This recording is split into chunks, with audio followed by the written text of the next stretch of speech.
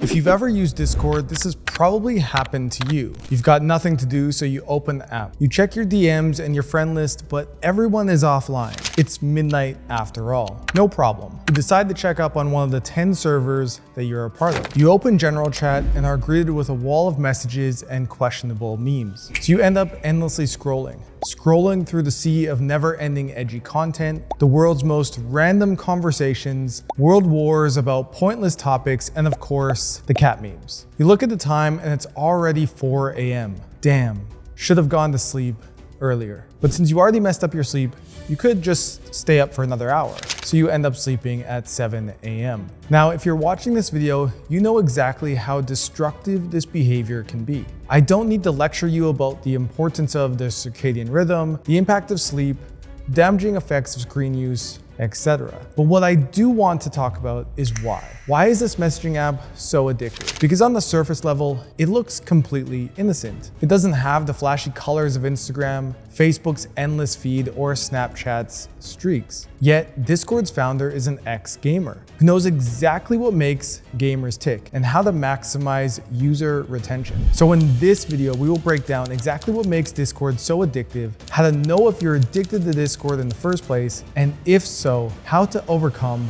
that addiction. The first addictive feature of Discord is a sense of community. Discord is a virtual social world. Video games are also a form of this virtual world. However, Discord is a bit different, although it affects our brains in the same way. Both gaming and social media like Discord make our brains release dopamine, a neurotransmitter responsible for motivation. When you play video games, you complete tasks, you level up, you see the character you associate on the screen improving. During this process, huge amounts of dopamine are released as a way of your brain telling you that it wants more of this experience. When it comes to Discord, on the surface level, you are not leveling up or completing tasks, but the brain still gets stimulated from social interactions, joking around with other people by sharing memes and building friendships. Here's the thing though. Both gaming and using Discord provide unnatural levels of dopamine release and acceptance from dopamine receptors. This tricks the brain into thinking that it doesn't require improvement or socializing in the real world, because here on these virtual worlds, it's a 10 times better experience. It's easier, more convenient, and you have an unlimited number of people to connect with. However, unlike natural, real-life, purposeful relationship building and actual improvement, gaming and Discord do not provide these results. Sure, you can find friends on Discord and start hanging out with them in real life and build meaningful relationships, but let's be honest, how often does that actually happen? Now, I'm not here to say that the relationships you build on Discord or just gaming in general can't be meaningful. Of course, they absolutely can. And part of this also depends on how you use Discord and the types of servers you are on. But often, many of these online friendships will just be friendships out of convenience. The convenience of being chronically online, and once you change the game you play or stop playing games entirely, these friendships simply don't last. I mentioned in a previous video on what gaming does to the brain, about how the brain always chooses the easiest and most comfortable option. And when it's presented with finding friends with just a few clicks, gaming with them over the internet, not needing to get dressed and drive to a physical location, well, what do you think the brain prefers to do? Your brain knows the answer, but just ask yourself, which is more meaningful long-term?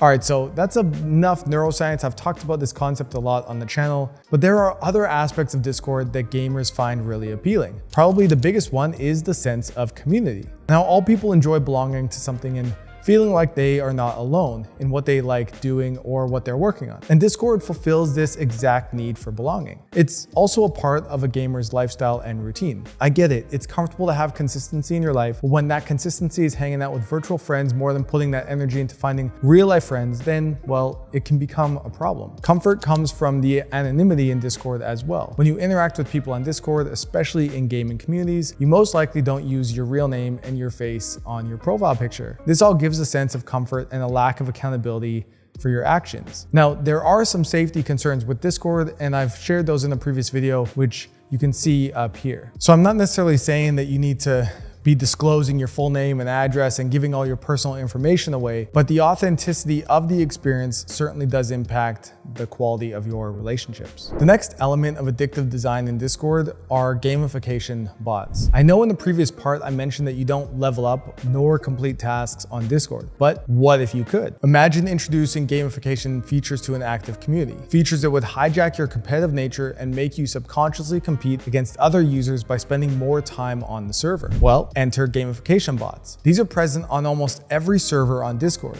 and many of them have different features. The most common ones track every message you send on the server and give you experience points for each message that you send. These experience points then increase your level. And you are also given a ranking on the server depending on the amount of experience and levels you have collected. Sometimes they can even unlock different features. So what these bots are essentially doing is gamifying your chatting experience, influencing you to spend more time messaging so you can be a higher level than your peers on the server and, like I mentioned, maybe unlock some different perks. If you join any server with this feature and go to the rank channel, you will see exactly how addictive this is to some users. Some users are checking multiple times throughout the day to see what rank and level they are, meaning that they are actively trying to increase that rank every single day. These bots are great for the server admins as they influence the members to interact more with each other, making the server feel more lively and active. But the users on the other end might just be talking for the sake of increasing their level, as their competitive nature has been hijacked by these simple bots. And some bots even prey on this even further. There are roleplay bots, RPG bots, gambling bots, and many others. These give you experience points not only for your activity, but also by interacting with the bot itself. Now, not all bots are bad, and there are actually some productive ones like the Pomodoro bot. This bot helps you set a timer to focus on your studies or work, while it also has a leaderboard of how much time you focused. This kind of gamification can be healthy as you'd be competing with other users for who's the most productive on the server. And some servers don't use bots to level up, but have a human ranking system instead. For example, on the Hamza Discord server, they used to have a hierarchy system for you to go from being a Jeffrey to Adonis, with Acolyte and Disciple being the ranks in between. Higher ranking members had a chance to promote you based on a set of criteria. Now, the system wasn't dependent on how much time you spent on Discord, but more so on the value of your contribution to the community and your own personal growth. But of course, if you weren't active in the community, it would be hard to be noticed, so this often meant you needed to be online giving good advice and making connections. Now, although there were a few issues with this system, it also gave individuals on that server something to strive towards and led to a lot of personal development for people along the way. So I'm not here to knock it, but it is a good example of how a ranking system can lead to more wasted time on a server. And let's be honest, how many of you that are addicted to Discord are spending time on personal development servers anyways? Now, this brings us to the next element that makes Discord addictive, which is the sense of power. Power is one of the most deeply ingrained and intoxicating feelings that humans have. From an evolutionary perspective, power provides us the better access to resources, protection, and mates, leading to a higher chance of survival. That's exactly why society in most communities tend to be broken down into hierarchies. But did you know that Discord can fulfill the need for power in some users? As most Discord servers don't generate revenue, it can be quite hard to moderate them alone, especially as they grow. And that's exactly why a lot of servers introduce a power hierarchy in the form of moderation, giving different power to different users depending on how much they have contributed to the server. On the bright side, this influences positive behavior and self-moderation of the community, as you want to act good to possibly get ranked up at some point in the future and to avoid harsh penalties from power users. But for those at the peak of the hierarchy, it can be very intoxicating, with that feeling being amplified by the size of the server and certainly the social status that comes with it, as some users maybe feel a certain level of power and importance over everybody below them. These users can get enjoyment over silencing people they dislike, influencing opinions, and even a sense of growth. I think the meme, the Discord mod certainly applies in some scenarios. And as some have probably had to put in thousands of hours on the server to get that rank in the first place, it can be very hard to give that position due to the sunk cost fallacy, which is the phenomenon whereby a person is reluctant to abandon the strategy or course of action because they have heavily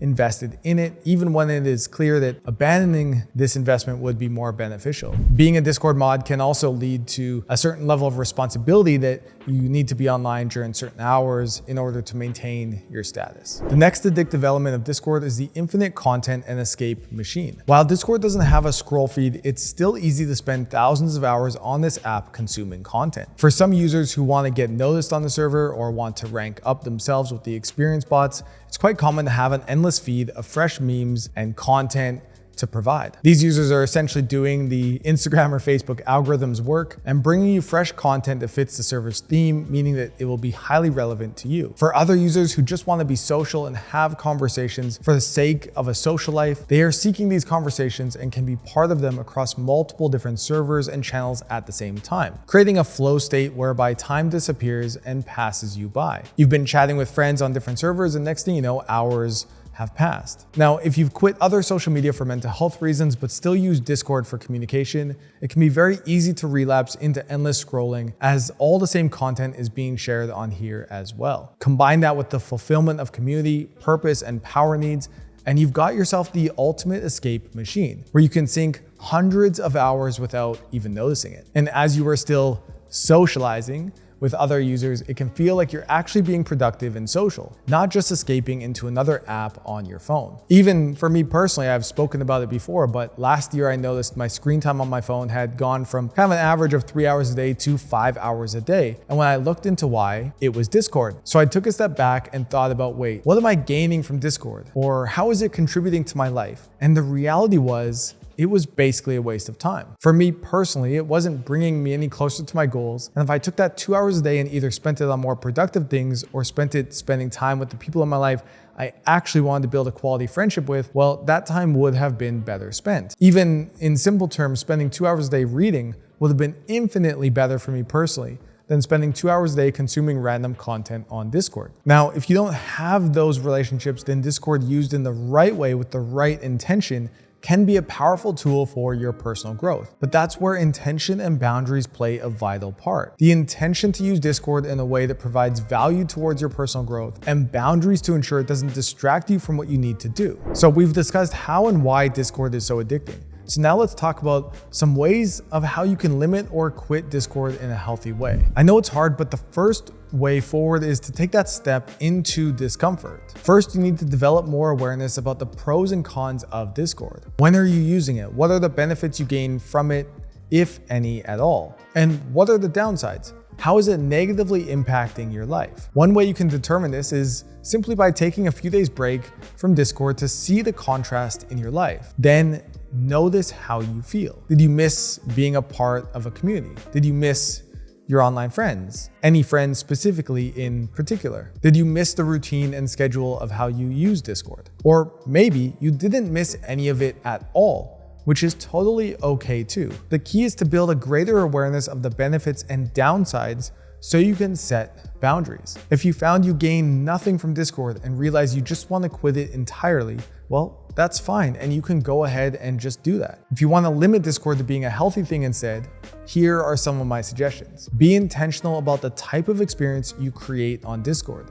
Instead of being a part of gaming communities, join self-improvement ones or something more related to your interests. For instance, maybe you want to make money online or start a business, or you just enjoy music and talking about that. If used correctly, Discord can be a great way to improve and rise up with like-minded people. The problem could be that the gaming community you are in doesn't provide you with any knowledge or people who are actually ready to help you and support you. Discord is not only for gaming communities, and being a part of a community that supports you can be a powerful source of good in your life. That's why we have a Game Quitters Discord, and you're always welcome to come and join us. You can find the link in the description or go to discord.gg/gamequitters. The people on the Game Quitters Discord and other self-improvement servers are there to help you gain knowledge, build new skills, and support you while also holding you accountable. Now, whether you quit Discord or limit it in a way that serves your life in a positive way, to stay in balance, it's also crucial that you also focus on finding a healthy social life offline. You need to go out there and find and develop friendships